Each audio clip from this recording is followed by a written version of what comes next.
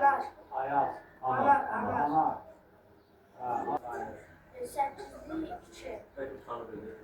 Bir və iki və. Yox. Mən də bəyənəm. Bax, o olur, saçdım. Ama yani Sənə neçə və sayırsan? sənə göstərirəm. Dörtdə birə, yəni neçə və sayırsan? Bax, vur, bir dənə sənə ayağına vur. Sənə göstər ayaqla vur. Bir və iki və. Yox. Oldu dörtdə, çövün otsaldı. Sənə neçə sayırsan? Sənə göstərirəm. Dörtdə bir, yəni nədir? Yəni bir və. Dörtdən biri də düzdür. 3.4'dür. 1 və 2 və 3 və 4 və çərək onun 4də 1'dir. Yəni 1 və aydındır. 8'liyi nətər olur? Səkizli göstərirəm. Düzdür. Sən elmi geçən düz deyirsən. Onu təsdiq edir. Yəni biz necə sayırıq salanda 1 və 2 və 1 ki 4də 1, 4də 2, 4də 3 elə saymırıq ki. 1 və 2 və sayırıq. Elmi dillə düz deyirsən. O 4də 1'inin də yarısı. Başa düşür. Sayanda necə sayırıq 8'liyi? Bir və. Yəni 1 8'liyi aşağı, 1 8'liyi yuxarı. Yəni 8'liyin biri ya 1 sayılır ya bəyəsdə də. Ən çox da bə deyirik. 8'lik bəyə sayılır. 1 və yaxud da bə. Göstərə bilərsən. Aydın, indi sən 4 dənə 8'lik sayılır. 1 və 2 və. Düzdür, buradan 2 dənə 8'lik salınır. 4 dənə aferin. Ama öyle bir Şimdi kere mənə də görürüm, yarım notun içində. Necə səkildik var? günlere istendi. Sen bu günlere yaparsın. Səbir elə, sən çətinlə. Bütöv notun içində necə dənə səkildik? Bütöv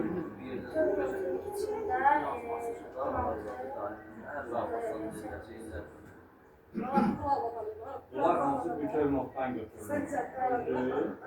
Bütöv notu yarıya bölürük, elə bir alma yarıya bölürük. Yarım not burada, yarım not burada. Birləşdirəndə oldu bir dənə bütöv alma. Bütöv not düzdür. Bütöv notun da içində 8'lik elə adından məlum olur ki, 8 dənə. Bütöv notun içində olmasıdır, neçə dənədir? 32'lik neçə dənədir? İndi mən sənə deyirəm, yarım notun içində 8'lik neçə dənədir?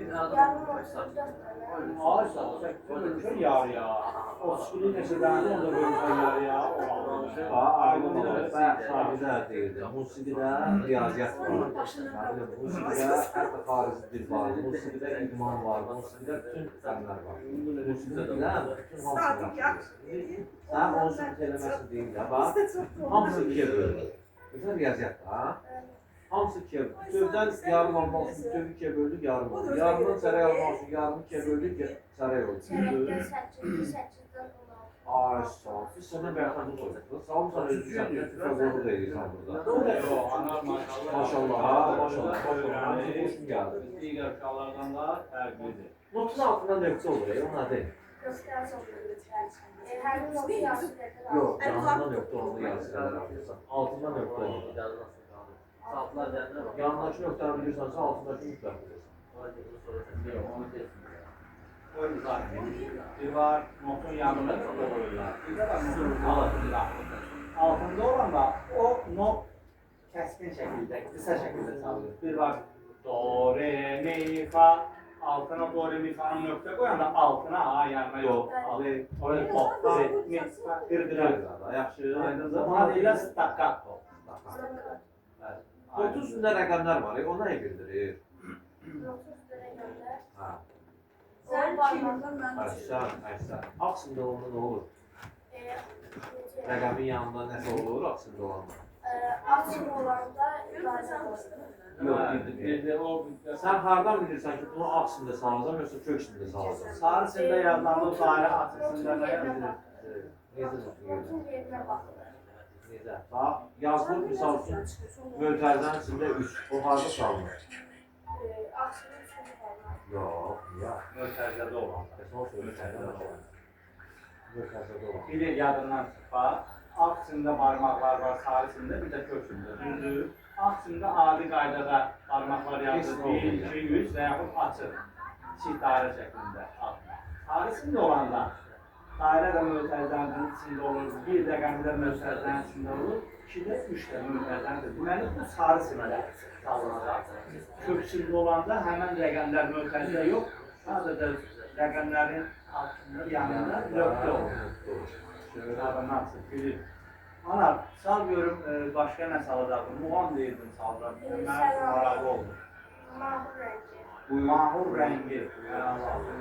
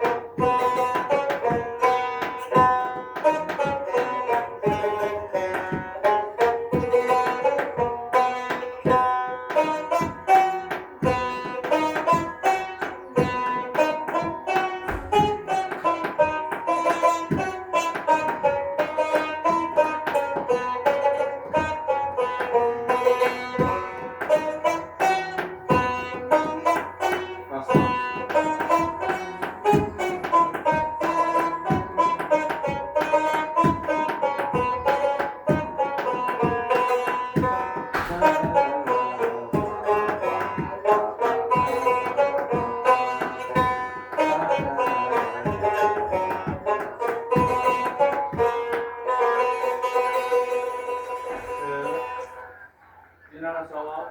Burada. Buyur.